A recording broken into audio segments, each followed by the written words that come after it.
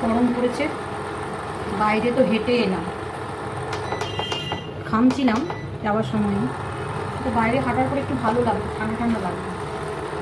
এবার একটু চা বানাই, চা খেয়ে এই বাসন কোসনটা একটু জল দিয়ে বাসন কোসন জল ঝরানোর জন্য রাখা আছে।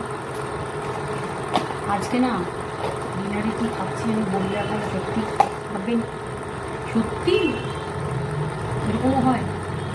চাটা তো খেতাম না, দুধ চা খাবো, তো আমার ইচ্ছে হয়েছে আজকে চা রুটি দিয়ে ডিনার সেরে ফেললাম। দুটো রুটি চিনি দিলাম এক চামচ, সেটা দিই চা খেলাম। দুধ চাটাই খাবো আজকে করেছি,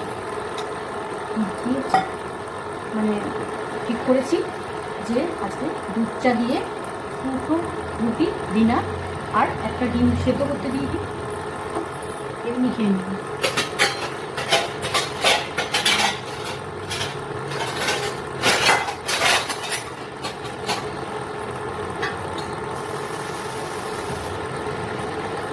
চা দিয়ে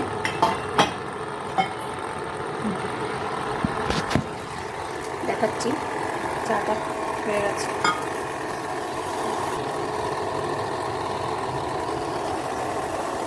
একটু বাড়িয়ে দিলে রাখা যাবে না, উঠলে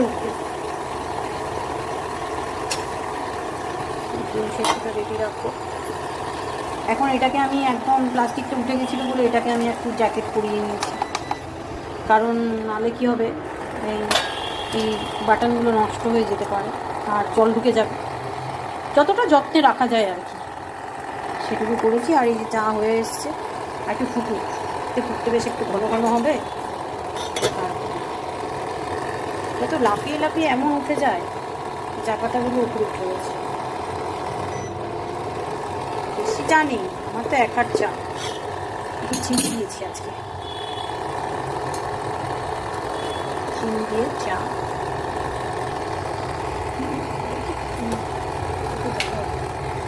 চিমনিটা নাহলে আলোটা হচ্ছে না, এইবারে দেখা যাচ্ছে তো। গরম ভালোই পড়েছে, ভালোই গরম হয়ে গেছে। বৃষ্টি হচ্ছিল তাতে সমস্যা হচ্ছিল, তাতেও সমস্যা, গরম পড়ে যাওয়া সেটাও সমস্যা।